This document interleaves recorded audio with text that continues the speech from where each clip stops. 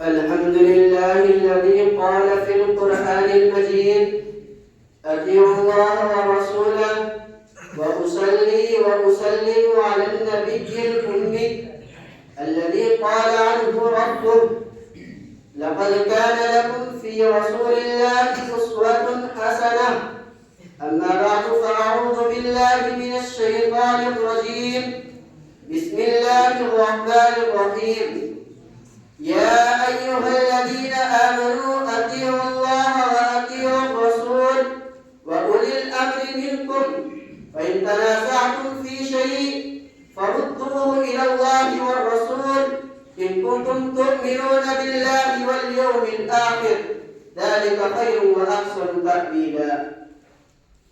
إخواني البررة، رئيس الاحتفال المؤقت وزملائي في الدروس، إني في لهف واشتياق شديد إلى أن أتحدث بين أيديكم حول موضوع سيرة النبي المصطفى صلى الله عليه وسلم في أسلوب جيد وعبارات مختصرة، فالرجاء منكم جميعا أن تستمعوا إلى خطبتي.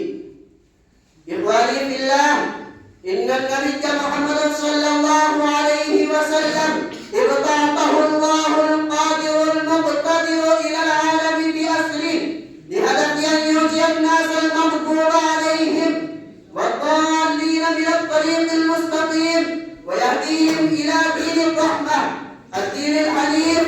والنبي الكريم صلى الله عليه وسلم هو أفضل الرسل والأنبياء عليهم ألف تحية وسلام.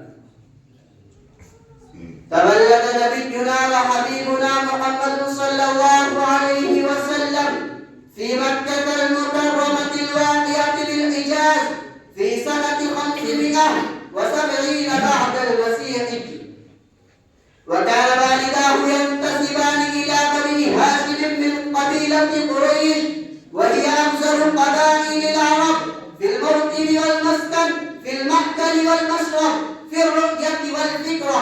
ارتحل والده عبد الله بن عبد المطلب في ذمة الرحمن، والنبي صلى الله عليه وسلم كان في بطن أمه الحنون آمنة بنت وهب. وعندما بلغ النبي صلى الله عليه وسلم 6 من عمره، انتقلت أمه أيضا إلى رحمة الله، فقام عبد المطلب بن هاشم جده بكفالة النبي صلى الله عليه وسلم.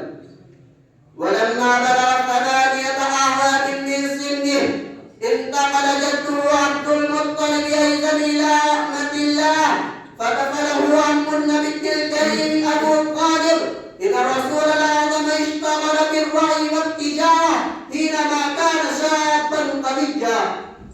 فعندما بلغ 25 سنة من عمره، تزوج بامرأة شهيرة في التجارة والمال، السيدة خديجة بنت خويلد رضي الله عنها. وكان النبي صلى الله عليه وسلم يتعبد ربه في غار حراء خارج مكة من كل عام شهرا كاملا. وبذا أختم